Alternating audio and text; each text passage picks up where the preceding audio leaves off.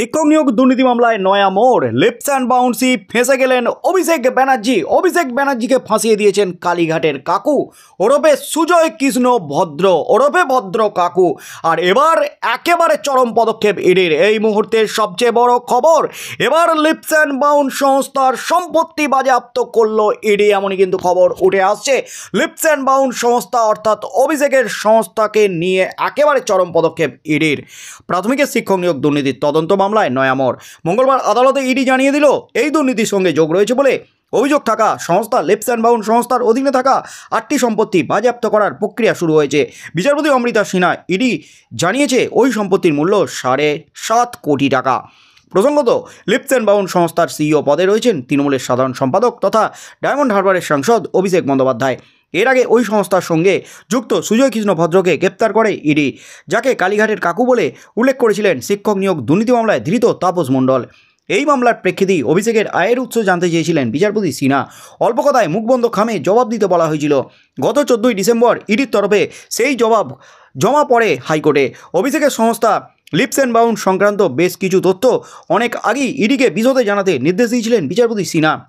Lips and bounce সংস্থার 6 জন ডিরেক্টরের নাম, তাদের সম্পত্তির পরিমাণ, সংস্থার লেনদেন, তার মূল্য, এই সংস্থায় কারা উপভোক্তা, তাদের নাম, ব্যাংক অ্যাকাউন্ট, সংস্থার রোজকার কাজ কে দেখতেন, সিইও অভিষেকের সম্পত্তির বিস্তারিত বিবরণ, তার মা লতা বন্দ্যোপাধ্যায়ের সম্পত্তির বিস্তারিত বিবরণ, সব সংস্থার কর্মীর ব্যাংক অ্যাকাউন্ট, কারা কবে সংস্থায় যোগ দিয়েছিলেন, কেন সংস্থার ঠিকানা পরিবর্তন এবং তদন্ত নিয়ে কার কাছে ইডি সাহায্য চায় তা জানতে বলা হয়েছিল হাইকোর্টে।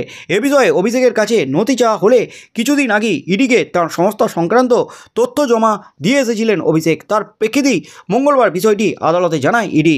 তারা যে ব্যাংক অ্যাকাউন্টের উপর নজরদারি চালাচ্ছে এবং লেনদেন বন্ধ রাখার বিষয়ে নির্দেশ দিয়েছে তা জানায় ইডি। প্রসঙ্গত, এই মামলার তদন্তে 2023 সালের মধ্যে শেষ করতে নির্দেশ দিয়েছিল আদালত।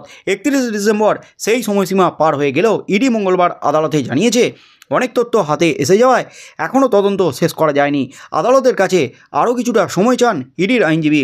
এ প্রসঙ্গে বিচারপতি বুধবারই ইডির জয়েন্ট ডিরেক্টরকে আদালতে হাজিরা দিতে বলেছেন। এই মামলাতেই অন্য দাবি করছে সিবিআই। নিয়োগ দুর্নীতিতে কারা এজেন্ট হিসেবে কাজ করেছেন তার একটি তালিকাও আদালতে পেশ করেছে সিবিআই। তার মধ্যে উল্লেখযোগ্য নামটি হলো তৃণমূল নেতা তথা বিধায়ক অদিতি মুন্সির স্বামী দেবরাজ চক্রবর্তী। এছাড়াও মহিদুল আনসারি, জাফিকুল ইসলাম, সজল কর, বাপ্পাদিত্য দাশগুপ্ত এবং সৌরভ ঘোষের নাম রয়েছে। তার মধ্যেই অভিষেকের সংস্থা লিপস অ্যান্ড বাউন্সকে নিয়ে একেবারে চরম পদক্ষেপ ইডির। অভিষেকের 8টি সম্পত্তি বাজেয়াপ্ত করার প্রক্রিয়া শুরু করে দিল ইডি, এমনই কিন্তু খবর উঠে আসছে, যার বাজার মূল্য 7.5 কোটি টাকা, এমনই কিন্তু খবর উঠে আসছে। পরবর্তী কী স্টেপ নেয় ইডি, বিচারপতি অমৃতা সিনহা কী নির্দেশ দেন, সেদিকেই চোখ থাকবে গোটা রাজ্যের।